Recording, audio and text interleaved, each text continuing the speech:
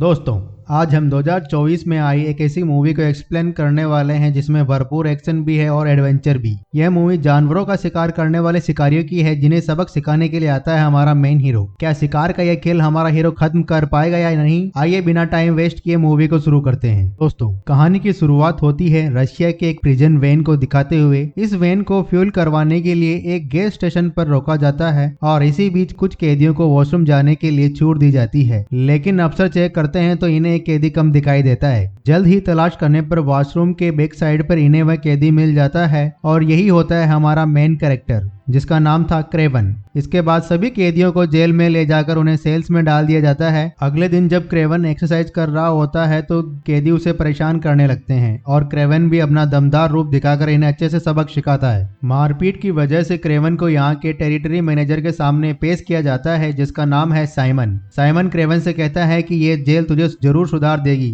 लेकिन तभी क्रेवन को जमीन पर शेर का कटा सर दिखाई देता है जिसे मारकर इसकी स्किन से कालीन बना दिया गया था। यह देख क्रेवन गुस्से में साइमन से कहता है, इस तरह बेजुबान जानवरों का शिकार करना तुझे शोभा नहीं देता, कहीं कोई शिकारी तुझ पर हमला ना कर दे। यह सुन साइमन भी गुस्से से भर जाता है। इससे पहले कि साइमन कुछ कर पाता, क्रेवन शेर के दांत से ही इस पर हमला कर इसे मार डालता है और बड़ी ही फुर्ती से ऑफिसर्स से बचते बचाते छत पर पहुंच जाता है। ना तो क्रेवन को कोई गोली घायल करती है, ना ही कोई जवान इसे रोक पाता है। बहुत ही स्पीड से क्रेवन जेल की दीवार को पार कर यहाँ से भाग निकलता है और इसका एक दोस्त इसकी हेल्प के लिए यहाँ हवाई जहाज ले आता है और क्रेवन पुलिस की कैद से आजाद हो जाता है। यहाँ एक बड़ा खुलासा होता है कि क्रेवन जेल में कैदी का रूप लेकर पहुंचा था और साइमन को मारने के बाद उसका मकसद पूरा हो गया। इसके बाद कहानी पास्ट में दिखाई जाती है। 12 साल पहले हम क्रेवन और उसके छोटे भाई डिमिट्री को देखते हैं। के फादर निकोलाई इन्हें स्कूल से लेने के लिए आते हैं और लंदन से इन्हें सीधा न्यूयॉर्क ले जाने लगते हैं। रास्ते में निकोलाई अपने बच्चों को बताता है कि उनकी मदर अब इस दुनिया में नहीं रही।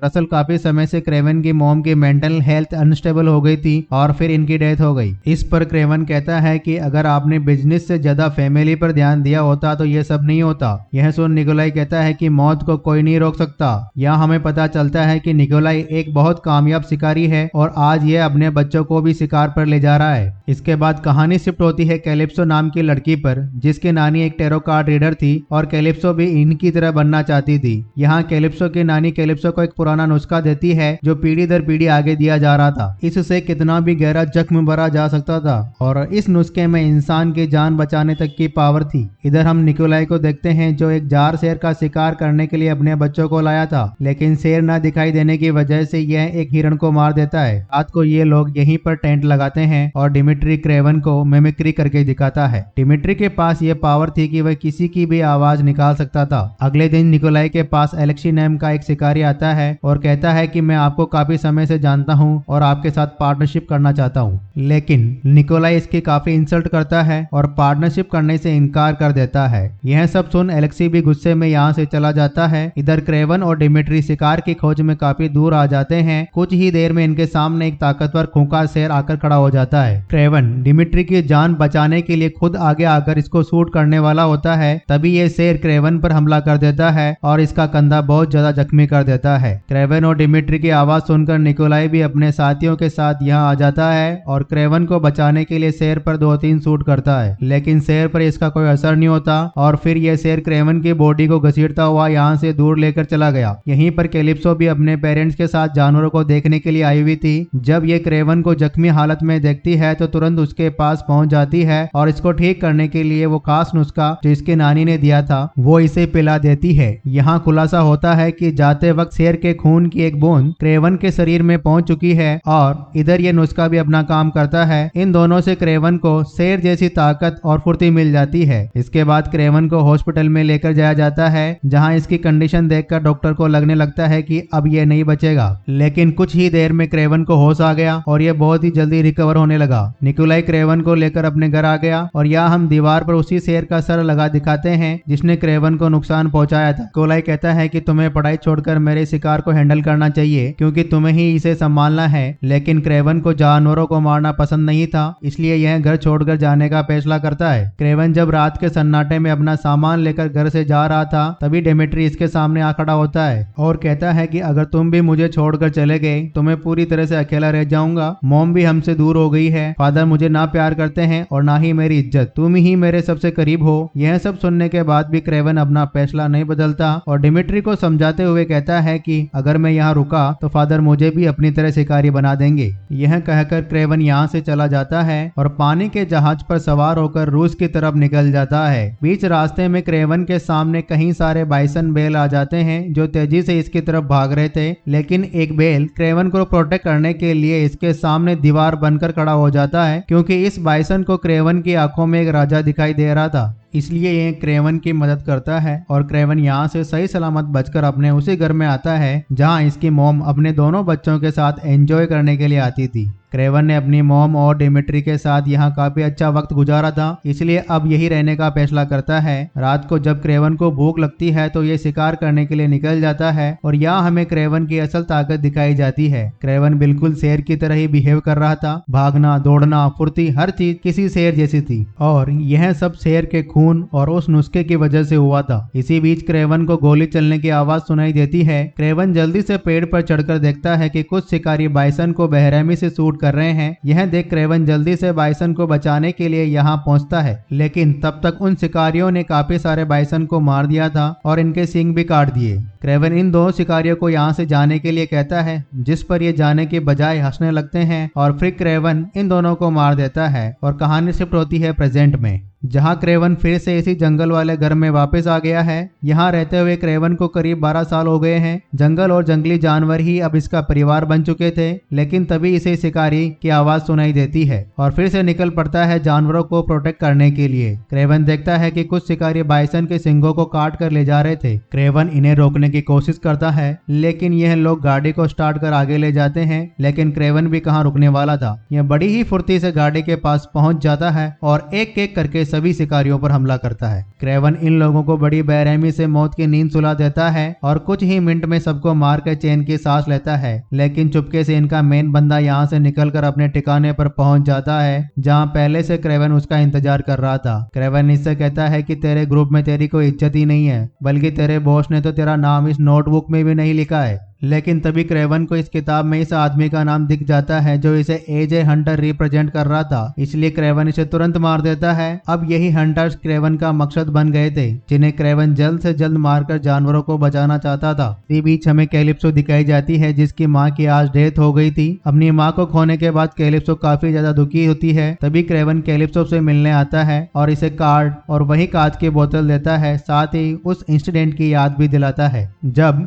कैलिप्सो ने क्रेवन की जान बचाई थी। क्रेवन को जिंदा देख कैलिप्सो बहुत खुश होती है और यही कैलिप्सो को पता चलता है कि क्रेवन के पास जंगली शिकारियों की एक पूरी लिस्ट बनकर तैयार है। ये वही शिकारी थे जो जानवरों का शिकार कर उनके नाखून, सींग, स्किन को बेचकर अच्छा खासा पैसा कमा रहे थे। लॉयर कैलिप्सो भी जानवरों को बचाने के लिए क्रेवन के मिशन में जुड़ जाती है, यानी अब ये दोनों मिलकर शिकारियों को मारने वाले थे। इसके बाद हमें मेन विलन एलेक्सी दिखाया जाता है, जिसे इसके आदमी बताते हैं कि क्रेवन नाम का एक आदमी हम जैसे शिकारियों को मौत के घाट उतार रहा है। अगर हमने उसे नहीं रोका तो वो सबको मार देगा। यह सुन एलेक्सी एक पुरानी गैंग के पास जाता है और कहता है कि क्रेवन ने तुम्हारे बॉस को तो मार दिया, इसलिए मैं तुम्हारे बिजनेस को टेक ओवर करना चाहता हूँ। हालांकि एलेक्सी की यह बात कुछ लोगों को तो पसंद आई, जबकि कुछ लोगों को पसंद नहीं आई थी। जो लोग ना बोलते हैं उन्हें मारने के लिए एलेक्सी अपने असली रूप में आ जाता है। दरअसल एलेक्सी के शरीर में कुछ बायोकेमिकल ट्यूब्स लगी थी जिनसे यह अपने इंसानी शरीर में रहता है, लेकिन ट्यूब्स निकालते ही यह राइनो में कन्वर्ट हो जाता है, जिसका खूंखार रूप देखकर सभी डर जाते हैं और इसकी डील एक्सेप्ट कर लेते हैं। इसके बाद हम डिमिट्री को देखते हैं जिसके लिए बर्थडे पार्टी रखी गई थी और डिमिट्री गाना भी गाता है, लेकिन तभी कुछ गुंडे यहाँ पर अटैक कर देते हैं और डिमिट्री इनका सामना करने के बजाय एक टेबल के नीचे छुप जाता है। यह देख निकोलाई डिमिट्री पर काफी गुस्सा होता है। निकोलाई कहता है कि तुम अपनी हिफाजत नहीं कर सकते तो मेरी क्या करोगे। इस बार भी डिमिट्री निकोलाई की नजरों में गिर जाता है। वहीं दूसरी तरफ हम रूसी जेल को देखते हैं जहाँ क्रेवन ने साइमन को मारा था। यहीं एक और गुंडा आ जाता है जिसके पास हिप्नोटाइज करने की पावर थी। इस पावर से ये किसी को भी रोक कर उसे मारने की ताकत रखता है। इसका असल मकसद था क्रेवन को मारना। इधर क्रेवन जंगल से न्यूयॉर्क अपने भाई डिमिट्री को बर्थडे विश करने के लिए आता है। डिमिट्री क्रेवन को देखकर बहुत खुश होता है और दोनों भाई बहुत सारी बातें करते हैं। फिर निकोलाई भी यहाँ आ जाता है और क्रेवन से कहता है कि मेरा बिजनेस बहुत बड़ा है, इसे तुम्हें ही संभालना है, इसलिए तुम मेरे साथ मेरे बिजनेस में शामिल हो जाओ। लेकिन क्रेवन मना कर देता है। इसके बाद तीनों मिलकर खूब पार्टी करते हैं और खूब एंजॉय करते हैं। डिमिट्री कुछ ज्यादा ही पी लेता है, इसलिए क्रेवन इसे इसके रूम में छोड़ने के लिए आता है। लेकिन अगली सुबह जब डिमिट्री से मिलने जाता है तो पता चलता है कि कुछ गुंडों ने डिमिट्री को उठा लिया है। क्रेवन फौरन उस गाड़ी का पीछा करता है और यहाँ हमें क्रेवन की असली पावर देखने को मिलती है। क्रेवन किसी शेर की तरह तेज रफ्तार से अपने शिकार के पीछे भागता है। पूरे न्यूयॉर्क शहर की ऊंची ऊंची बिल्डिंग्स पर जंप लगाता है और बस गाड़ी तक पहुंचने ही वाला था, इतने में ये लोग हेलीकॉप्टर से यहाँ से निकल जाते हैं। इसके बाद क्रेवन कैलिप्सो से मदद मांगने के लिए जाता है और बताता है कि डिमिट्री को अगवा करने वाला शख्स टर्की सिगरेट पी रहा था, यानी वो तुर्किश था। यह सब सुन कैलिप्सो भी इसकी मदद करने के लिए राजी हो जाती है। क्रेवन अपने भाई को बचाने के लिए अपने डैड निकोलाई के पास जाता है। बताता है कि डिमिट्री को छोड़ने की कीमत 20 मिलियन बताई गई है, इसलिए आप मुझे इतने पैसे दे दीजिए। लेकिन निकोलाई पैसे देने से मना करता है क्योंकि निकोलाई का मानना था कि अगर उसने पैसे दे दिए तो वो दुश्मन की नजर में कमजोर बन जाएगा, जो वो नहीं चाहता था। हालांकि किडनैपर्स ने निकोलाई को डराने के लिए डिमिट्री की उंगली काट कर भी भेजी थी, लेकिन फिर भी ये पैसे नहीं देता। क्रेवन गुस्से में यहाँ से चला जाता है और कैलिप्सो के साथ मिलकर एक ऐसे शख्स के पास जाता है जो उस टर्किश आदमी की लोकेशन जानता था। बिना देर किए क्रेवन यहाँ पहुंच गया और एक एक करके कई आदमियों को मार देता है। खूब लड़ाई करने के बाद आखिर में उसके हाथ में टर्किश बंदा लग जाता है, जिससे क्रेवन पूछता है कि मेरा भाई कहाँ है। यह आदमी बताता है कि डिमिट्री एलेक्सी के पास है, अगर तुमने उसे जल्दी नहीं बचाया तो एलेक्सी उसे मार देगा। इसके बाद हम एलेक्सी को देखते हैं जो डिमिट्री से बड़ी ही नरमी से पेश आता है और कहता है कि मैं जानता हूँ कि तुम्हारे फादर तुम्हारी इज्जत नहीं करते, वैसे भी मैं तुम्हारे फादर और भाई को मारने वाला हूँ। इससे अच्छा है कि तुम मेरे साथ हाथ मिला लो, मैं तुम्हें एक ऐसी ताकत दूंगा जिसकी तुम्हें शुरू से तमन्ना रही। पावर का नाम सुनकर डिमिट्री शांत हो जाता है। वहीं दूसरी तरफ हम क्रेवन को देखते हैं जो मेन विलेन एलेक्सी को मारने के लिए पूरी तैयारी कर रहा है। कैलिप्सो भी इसी के साथ इसी के घर में होती है और एक बटन प्रेस करते ही इसके सामने काफी अजीब और खतरनाक हथियार आ जाते हैं जिन्हें क्रेवन ने बनाया था। कैलिप्सो इन्हें देखकर बहुत हैरान होती है और फिर एक धनुष बार को देखकर कहती है कि इसे तो मैं बड़ी ही आसानी से चला सकती हूँ। यह सुन क्रेवन कैलिप्सो की बात पर हंसने लगता है और मजाक में कहता है कि जब जंग हो तो तुम साइड में रहना, क्योंकि उनका मुकाबला करना तुम्हारे बस की बात नहीं है। इधर डिमिट्री एलेक्सी के पूछने पर क्रेवन की सीक्रेट लोकेशन बता देता है, जिसके बाद एलेक्सी अपने आदमियों के साथ क्रेवन को मारने के लिए निकल पड़ता है और कुछ ही देर के बाद ये लोग क्रेवन पर हमला कर देते हैं। इनकी तादाद ज्यादा थी जबकि क्रेवन अकेला, लेकिन फिर भी ये इनका डटकर सामना करता है। क्रेवन के लिए जंगल ही उसका घर था और जानवर उसके दोस्त। जब क्रेवन अपने दुश्मनों को सबक सिखा रहा होता है तो कुछ जानवर क्रेवन की मदद करते हैं और इसके दुश्मनों को भी सबक सिखाते हैं। लेकिन फिर बारी आती है क्रिस्टोफर की, जिसके पास हिप्नोटाइज करने की पावर है। ये क्रेवन पर थोड़ा भारी पड़ता है और इसे बड़ी बुरी तरह से मारने लगता है। क्रेवन की जान बस जाने वाली थी, लेकिन तभी यहाँ कैलिप्सो आ जाती है और एक तीर सीधा क्रिस्टोफर के सर में उतार देती है। इसके बाद हम एलेक्सी को देखते हैं जिसे अभी भी यह लग रहा था कि इसके आदमियों ने क्रेवन को मार दिया है। यही सोचकर ये खुशी मनाता है, लेकिन उसकी ये खुशी जल्द ही दुख में बदल जाती है जब यह देखता है कि बाइसन का एक ग्रुप भागता हुआ इनकी गाड़ियों की तरफ आ रहा है। ये सभी वैसे इन कारों को जोरदार टक्कर मारते हैं, लेकिन एलेक्सी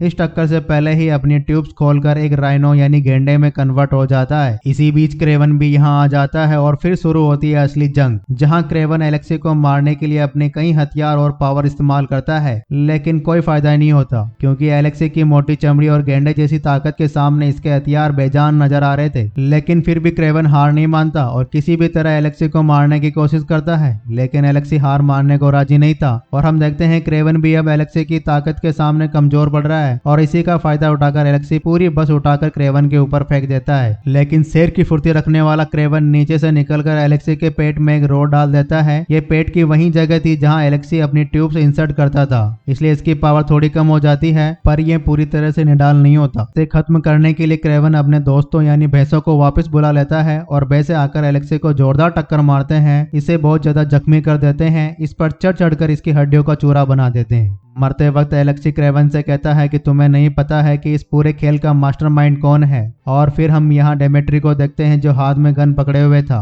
डेमेट्री एलेक्सी को शूट करने का फैसला करता है, लेकिन क्रेवन इसे रोक देता है क्योंकि क्रेवन को लग रहा था कि एलेक्सी कुछ ही देर में अपनी सांसें खो देगा। उसकी हालत बहुत नाजुक थी। इसके बाद क्रेवन अपने आखिरी शिकार के पास पहुंचता है जो और कोई नहीं बल्कि इसके फादर निकोलाई ही थे। क्रेवन निकोलाई से कहता है कि मैंने सभी बड़े शिकारियों को उनकी सजा दे दी है, बस आप ही बचे हैं। मैं चाहता तो कब का आपको मार देता, लेकिन फादर होने के नाते मैंने आपको नहीं मारा। निकोलाई कहता है कि मैं मरते दम तक शिकार नहीं छोड़ूंगा, तुम मुझे मार सकते हो। क्रेवन अपने फादर को अपने हाथों से नहीं मारना चाहता था, इसलिए यह एक भालू को छोड़ देता है जो निकोलाई को बड़ी बेरहमी से मार देता है। इसके बाद कहानी 1 साल आगे दिखाई जाती है जहाँ सब कुछ ठीक हो गया था, शिकारियों का खेल खत्म हो गया था, जंगल के सभी जानवर सेफ थे। फिर हम डिमिट्री की बर्थडे पार्टी देखते हैं जहाँ क्रेवन भी इससे मिलने आया है और बातों के दौरान डिमिट्री कहता है कि हमारे फादर ने जो काम शुरू किया था अब मैं उसे आगे लेकर जाऊंगा। यह सुन क्रेवन काफी शॉक्ड हो गया और इसे शिकार जैसे गंदे खेल में इन्वॉल्व ना होने की सलाह देता है, लेकिन डिमिट्री क्रेवन का रूप लेकर उससे कहता है कि मेरे रास्ते में मत आना।